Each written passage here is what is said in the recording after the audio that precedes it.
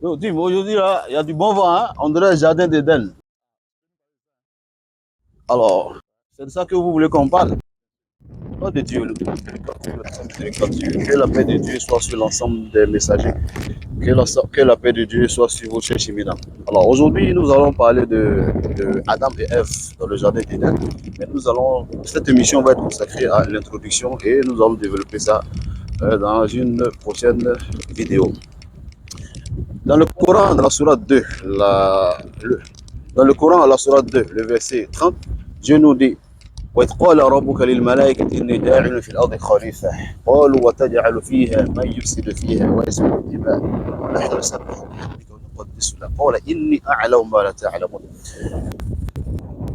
Je dis que Dieu a consulté les anges en leur disant que je vais mettre sur la terre un khalif. Le khalif, ça veut dire une créature que je vais mettre dont les générations vont se succéder. Donc, il a créé Adam en premier lieu. Les anges automatiquement retombent en disant, mais Seigneur, tu vas mettre sur la terre quelqu'un qui va créer des ordres, qui va faire couler du sang, qui va... Alors que nous passons le temps à te glorifier, nous chantons tes louanges, nous faisons ce que tu veux. Le Seigneur leur dit, je sais ce que vous ne savez pas. Alors donc, il a créé Adam et il a mis Adam et les anges en compétition de savoir. C'est-à-dire, il a mis Adam et les anges en compétition de savoir en leur demandant de nommer des objets qu'il allait leur présenter. Les anges n'ont pas pu nommer ces objets-là, mais Adam a pu nommer ces objets.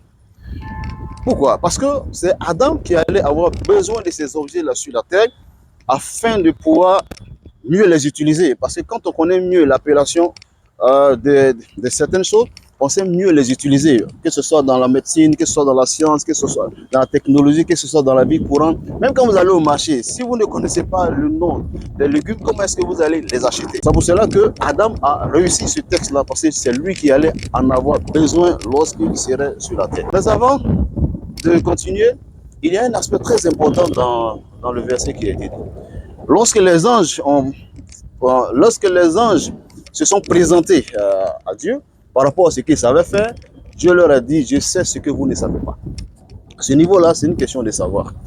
Généralement, nous les êtres humains, nous demandons à Dieu de réaliser pour nous ce que nous ambitionnons, ce que nos désirs nous dictent, ce que nous voulons que ça satisfasse comme on appelle, à nos envies.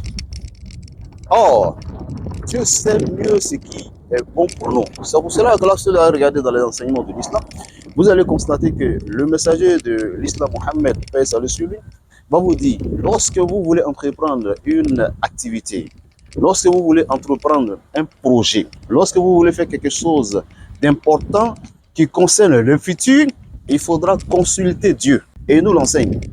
Et il dit, pour le faire, il faut par exemple faire 2 rakats, c'est-à-dire 2 unités de prière.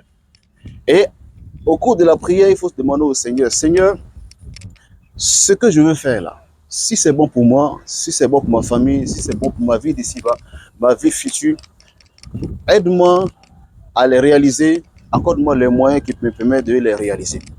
Mais Seigneur, si ce que je veux faire n'est pas bon pour moi, ni pour moi ici, ni pour ma famille, aide-moi à m'en éloigner et éloigner cette chose de moi, accorde-moi quelque chose qui est mieux que ce que moi je pense. Pourquoi? Parce que le messager, il sait que nul ne peut comprendre le Seigneur, nul ne peut, comme on appelle, modifier le programme de Dieu si ce n'est que lui-même. Lorsque Dieu crée, lorsqu'il, comme on appelle, crée quelque chose, ou bien il nous met dans une situation, il a un programme pour nous. Et quand on veut sortir de ce programme, ou bien quand on veut aller dans un autre programme qui nous enchante, il faut le consulter afin que lui puisse nous orienter. Alors, parlant de consultation, par rapport à ce que nous voulons faire, voilà la voie que le messager nous a enseignée. Mais il y a d'autres voies que nous connaissons, que nous avons l'habitude de voir, à savoir la géomancie, ou bien les divinations, ou bien, etc. Des personnes, en tout cas, vous allez voir, qui ont des sciences pour vous faire des prédictions. Ces éléments-là sont toujours risqués, puisque ces éléments ne tiennent pas compte du programme divin. Ces éléments tiennent compte du savoir-faire des personnes et des interprétations que ces personnes donnent aux signes qu'ils voient. Or, nous sommes limités. Ce sont des personnes limitées et il sera difficile qu'ils vous apportent le savoir nécessaire relativement à ce que vous faites. Vous allez prendre l'histoire de Salomon. Salomon, euh, il a dit que Salomon, au temps de Salomon, il y avait un génie qui sortait de l'eau et qui venait faire des prédictions chaque année. Donc les gens venaient de partout et puis il faisait des prédictions. L'année où Salomon l'a capturé, Salomon lui a dit, mais l'année dernière, quand tu as fait les prédictions, est-ce qu'il était prévu qu'on te capture aujourd'hui? Il dit non. Ce même génie-là passait avec Salomon lorsqu'il a été capturé, bien sûr. Et il passait, lorsqu'ils ont vu quelqu'un en train de consulter pour des personnes, le génie a commencé à rire. On dit pourquoi tu ris? Il dit, mais il est assis sur de l'or et puis il reçoit des miettes. Alors, pour nous dire que la science de l'invisible appartient vraiment à Dieu. Donc, c'est pour ça que dans les échanges entre Dieu et les anges concernant Adam, Dieu a dit, je sais ce que vous ne savez pas. Parce que le programme qu'il allait donner à Adam concernant sa création, ce programme-là, c'est Dieu seul qui avait élaboré, lui, son programme. Il ne l'a pas fait en collaboration avec les anges. Il l'a fait par rapport à ce qu'il visait de faire, à ce qu'il voulait que la terre soit.